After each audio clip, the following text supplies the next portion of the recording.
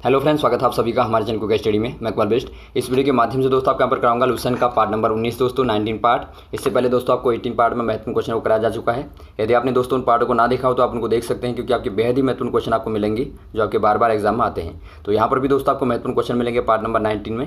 इनको भी दोस्तों आप तैयार कर लेंगे। और यहाँ पर देखिए, शुरू करने के पहले थोड़ी सी एक दरख्वास्त करना चाहेंगे। यदि आपने हमारे चैनल को सब्सक्राइब नहीं किया दोस्तों अभी तक, तो प्लीज़ हमारे चैनल को सब्सक्राइब कीजिए और बेल आइकन को प्रेस करना ना भूलिएगा दोस्तों, ताकि हमारी वीडियो के नोटिफिकेशन आपको प्रथम प्राप्त हो सकें। तो आइए शुरू करते हैं, आराम से आप देखिएगा।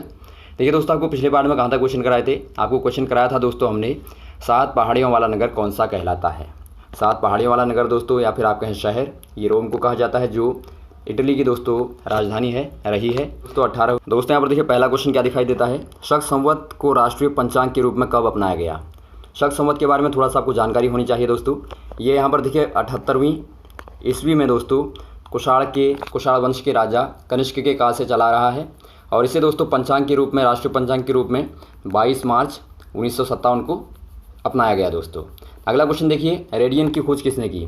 रेडियम दोस्तों आपको पता होगा एक रेडियो एक्टिव है जो रात को चमकता हुआ दिखाई देता है। आपने देखा होगा घड़ियों में खासतौर पर इसका इस्तेमाल किया जाता है। तो इसमें देखिए दोस्तों, ये पियरे क्यूरी और मैरी क्यूरी ने दोस्तों इसकी खोज की थी। दोनों पति पत्नी हैं दोस्तों। इसके लिए इनको नोबेल प्राइज़ भी दिया गया है। अगला क्वेश्चन यहाँ पर देखिए, कितनी ऊंचाई पर जाने पर तापमान में 1 डिग्री सेंटीग्रेड की कमी होती है।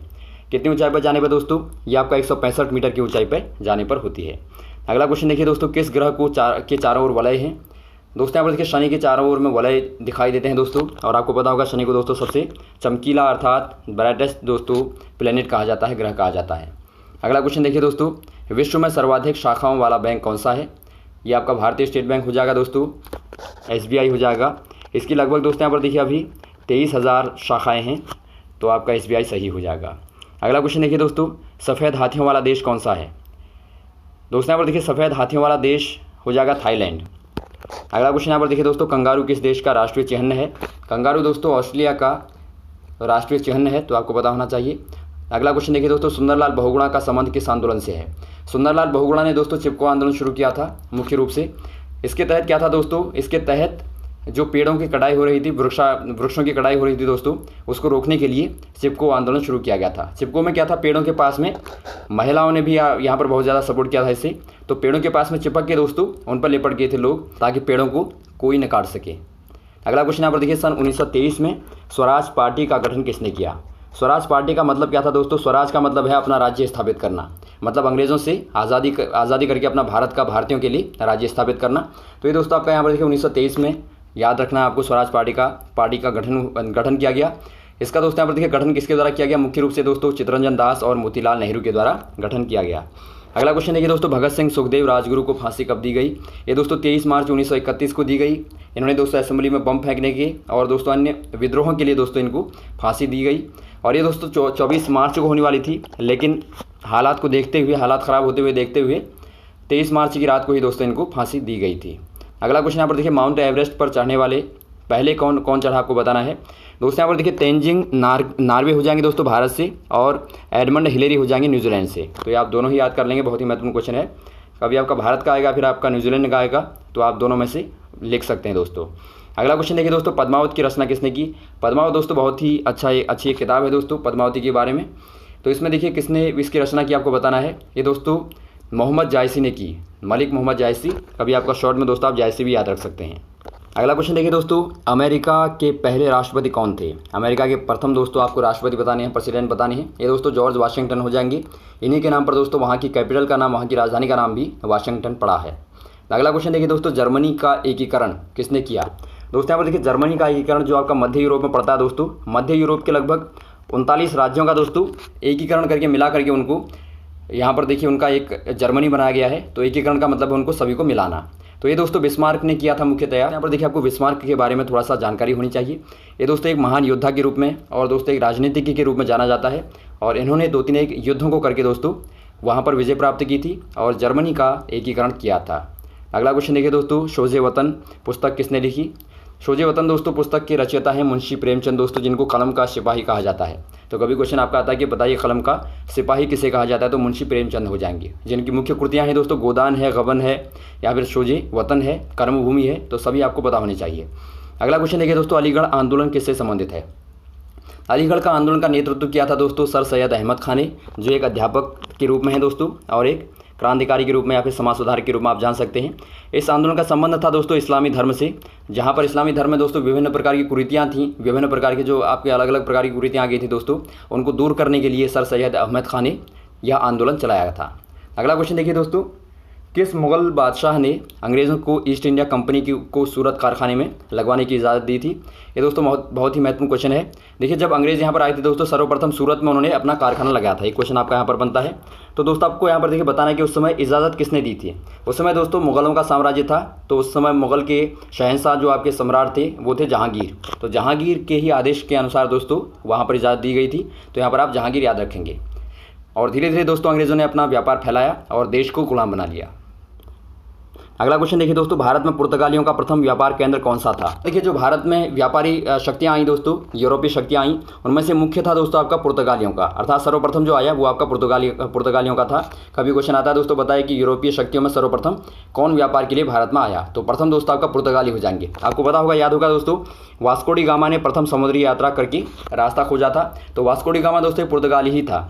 तो तभी से दोस्तों यहाँ पर व्यापार शुरू हुआ, लगभग 1500 से लगभग यहाँ पर व्यापार शुरू हुआ दोस्तों। तो इतिहास में प्रथम बार था जब दोनों देशों के बीच में दोस्तों इस प्रकार का हुआ था। उसके बाद व्यापार के रूप में बार बार फ्रांस भी आया, फिर बाद में इंग्लैंड भी आया। तो इस प्रकार से आपको पता होना चाहिए। तो दोस्तों प्रथम जो आपका केंद्र बना था दोस्तों वो आपका था गोवा। तो गोवा आपका सही हो जाएगा। अगला क्वेश्चन देखिए दोस्तों, किस पर्व वाले दिन 1883 में स्वामी दयानंद की मृत्यु हुई थी? स्वामी दयानंद आपको पता होगा दोस्तों आर्य समाज के संस्थापक हैं और महान दोस्तों समाज सुधारक के रूप में जाने जाते हैं। तो 1883 में दोस्तों इनकी मृत्यु हुई थी दिवाली के दिन। तो आपको दीपावली याद रखना है। अगला क्वेश्चन देखिए दोस्तों, कादम्बरी किसकी रचना है? कादम्बरी दोस्तों एक बहुत ही महत्वपूर्ण पुस्तक है और ये बाणभट्ट की रचना है दोस्तों। बाणभट्ट के बारे में आपको थोड़ा सा जानकारी होनी चाहिए। ये दोस्तों हर्षवर्धन के काल में 7वीं शताब्दी के हर्षवर्धन के काल में दोस्तों उनके राजकवि के रूप में थे, राजकवि या फिर आप कह सकते हैं लेखक के रूप में दोस्तों प्रसिद्ध लेखक थे।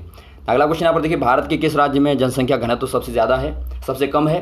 दोस्तों यहाँ पर देखिए जनसंख्या घनत्व का मतलब आपको पता होगा कि जो आपके लोग रहते हैं, लोगों की संख्या बट्टे वहाँ का एरिया दोस्तों। तो यहाँ पर देखिए सबसे कम कहाँ पर है? ये दोस्तों अरुणाचल प्रदेश में है। तो दोस्तों वहाँ पर आपका एरिया ज़्यादा होगा लेकिन तुलनात्मक रूप से लोगों की संख्या दोस्तों कम होगी। अगला क्वेश्चन यहाँ पर देखिए, विश्व बैंक का मुख्यालय कहाँ है? विश्व बैंक अर्थात दोस्तों वर्ल्ड बैंक का मुख्यालय आपका कहाँ हो जाएगा? वाशिंगटन में, जो दोस्तों अमेरिका की राजधानी है। अगला क्वेश्चन देखिए दोस्तों, पेंसिल की लीड किससे बनी होती है? पेंसिल की लीड दोस्तों पतली वाली जो आपकी काली काली होती है ब्राउन कलर की, ये दोस्तों ग्रेफाइट की बनी होती है। ग्रेफाइट को आपको पता होगा दोस्तों कार्बन का एक अपर रूप होता है। अगला क्वेश्चन देखिए दोस्तों, संविधान सभा की पहली बैठक कब हुई? संविधान सभा की पहली बैठक दोस्तों 9 दिसंबर 1946 को हुई थी दिल्ली में दोस्तों, दिल्ली में। इसका उद्देश्य क्या था? उद्देश्य था दोस्तों भारत में अपना शासन व्यवस्था बहाल करना और संविधान एक बनाना हमारे देश के लिए जो न्याय कर सके सभी के साथ में। अगला क्वेश्चन देखिए दोस्तों, अशोक के अधिकांश शिलालेख किस लिपि में मिलते हैं? अशोक आपको पता होगा दोस्तों, अशोक महान, चक्रवर्ती अशोक महान एक बहुत ही मौर्यकालीन दोस्तों राजा था। अब यहाँ पर देखिए आपको बताना है कि इनके शिलालेख जो हैं, शिलालेख का मतलब दोस्तों पत्थरों में लिखे गए जो आपके लेख होते हैं, शिला मतलब पत्थर होता है। तो ये लिपि कौन सी वाली लिपि में है? ये दोस्तों ब्राह्मी लिपि में है, खासतौर पर ब्राह्मी लिपि में है। और ब्राह्मी लिपि दोस्तों आपकी लेफ्ट से राइट की ओर लिखी जाती है, उर्दू की तरह लिखी जाती है। तो यहाँ पर ब्राह्मी लिपि के हो जाएंगे। अगला क्वेश्चन देखिए दोस्तों, रिवर्स फ्लिक का संबंध किससे है? रिवर्स फ्लिक दोस्तों एक शब्द है खेल में इस्तेमाल होने वाला, ये आपका हॉकी से संबंधित हो जाएगा दोस्तों। अगला क्वेश्चन यहाँ पर देखिए, शुष्क सेल का सेल में क्या होता है? शुष्क सेल मतलब दोस्तों आपका प्राथमिक सेल भी आप कह सकते हैं इसको, एक बार इस्तेमाल करने के बाद आप दोबारा नहीं कर सकते। तो इसमें दोस्तों यहाँ पर देखिए अमोनियम क्लोराइड होता है मुख्यतः NH4Cl। तो अमोनियम क्लोराइड आपका सही हो जाएगा। अगला क्वेश्चन देखिए दोस्तों, मानस अभ्यारण्य कहाँ पर स्थित है? मानस अभ्यारण्य दोस्तों बहुत ही फेमस अभ्यारण्य है। तो ये दोस्तों आपका असम में स्थित है दोस्तों। अगला क्वेश्चन देखिए दोस्तों, विश्व में सबसे बड़ा डाक तंत्र किस देश का है? दोस्तों यहाँ पर देखिए भारत का सबसे बड़ा डाक तंत्र यहाँ पर हो जाएगा, भारत का विश्व में सबसे बड़ा डाक तंत्र। अगला क्वेश्चन देखिए दोस्तों, लाल त्रिकोण किसका प्रतीक चिन्ह है? लाल त्रिकोण मतलब दोस्तों आपका लाल प्रकार का त्रिकोण एक होता है दोस्तों, आपने देखा होगा इस प्रकार का बना रहता है। तो ये दोस्तों काहे का सिंबल है, काहे का चिन्ह है आपको बताना है। ये दोस्तों परिवार नियोजन कार्यक्रम का सिंबल है दोस्तों। अगला क्वेश्चन यहाँ पर देखिए, श्रीनगर की स्थापना किसने की थी? श्रीनगर की स्थापना दोस्तों प्राचीनतम इतिहास के अकॉर्डिंग मिलता है कि अशोक ने की थी। तो अशोक सही हो जाएगा। अगला क्वेश्चन यहाँ पर देखिए, गांधी इरविन समझौता किस वर्ष में हुआ? गांधी इरविन समझौते के बारे में थोड़ा सा आपको पता होना चाहिए दोस्तों। यहाँ पर देखिए जब आपका दूसरा गोलमेज सम्मेलन होने वाला था तो उससे पहले दोस्तों अंग्रेज़ों को पता चल गया था कि कांग्रेस के संपर्क के बिना हमारा काम नहीं चल सकता। तो उन्होंने दोस्तों उनके साथ में समझौता करने का फैसला किया था। तो इसी समझौते के तहत दोस्तों बहुत सारी चीज़ों पर यहाँ पर फैसला किया गया, जैसा कि आपका लोगों को बंदी जो बनाया गया उनको छोड़ना, या फिर लोगों को रोज़गार बहाल करना, जिनको बर्खास्त कर दिया गया था उनको दोबारा से नौकरी में बहाल करना।